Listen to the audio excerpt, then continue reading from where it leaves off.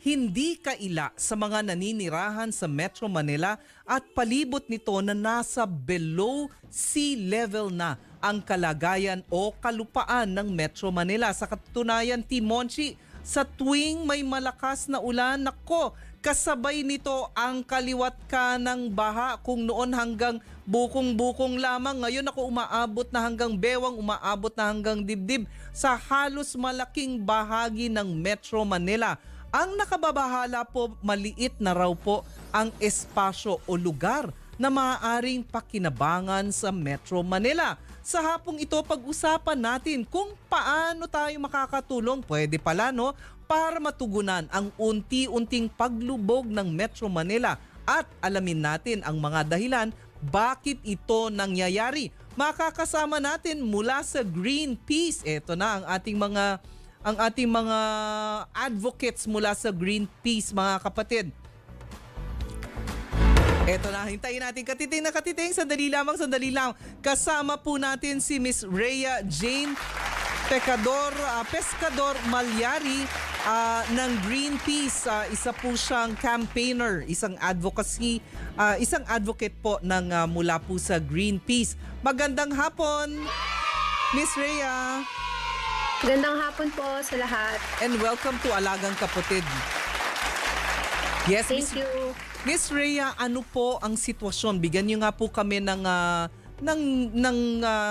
picture ng Metro Manila sa usapin po ng espasyo, tama ba 'yun, o lugar na maaari pang gamitin o mapakinabangan here in Metro Manila, at gaano ba, sabi ninyo, lumiliit na ang espasyo sa Metro Manila para matirhan? Siguro yung unang-una po sa lahat, alam natin na yung Metro Manila ay isa sa mga cities sa buong mundo na pinakamataas ang population density.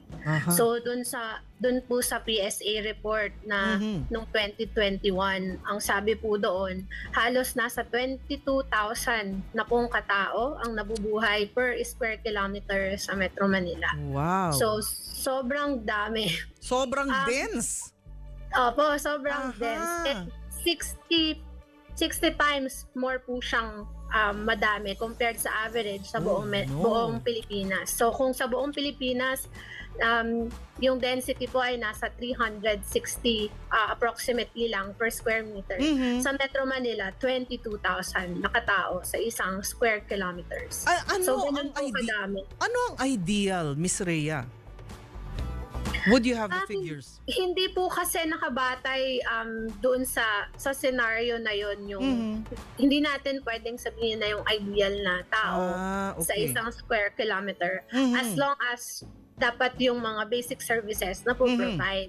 So pwede po kasi natin ikumpara, siguro mas maganda natin ikumpara is gaano ba kadami yung mga open spaces pa na pwedeng ma-develop sa area natin. Kumpara po siguro natin ito sa mga karatig natin na bansa. Example is Singapore. Singapore, 47% po ng Singapore ay open space. Wow. So just imagine, ganun kalaki yung area para sa tao. Compared po sa Pilipinas na 0.03 na lang po ang open spaces. Nag-negative pa ng 0.03. Yes, 0.03 lang po ang ating open. So, yung pong compare dun sa land area natin sa Manila. So, imagine niyo po, sobrang layo. And siguro, babalikan ko lang yung tanong mo kanina. Sabi ng WHO, dapat po ang isang tao ay merong 9 kilometer, or 9, sa isang tao dapat may 9 square meter po tayo na lugar. Okay. So, wala yan? So, parang layo po ng statistics na yun. So parang wag na lang natin tignan yung statistics kasi mas lalo lang yata tayong malulungkot. Pero nga! Kaya po siguro isang malaking problema na kinaharap natin. Nakakabahala yun Opo. Pero Miss Rhea, siguro baka sabihin ng mga tao, ano bang kahalagahan na merong open space ang bawat isang tao? Can you walk us through that? Why is that so important? Siguro para sa mas madaling pagkaunawa, kumpara natin yung sarili natin sa isang puno. 'Di ba yung Okay. isang puno actually, meron siyang area na ito ako, ito yung territory ko, ito yung space Yes. I need para mabuhay ako. Okay. So hindi pwedeng yung isang puno, maraming punong katabi, 'di ba? Wala tayong ganung makikita. Mapapatay yung katabi niyang Pupunggo. puno or hindi niya kayang mag-compete sa other Yes, kasi yes. there's a limitation in space, limitation in Okay. nutrients, limitation para mabuhay siya. The same with tayo na tao. Kahit mobile tayo, meaning pwede tayong lumipat ng lugar, for example.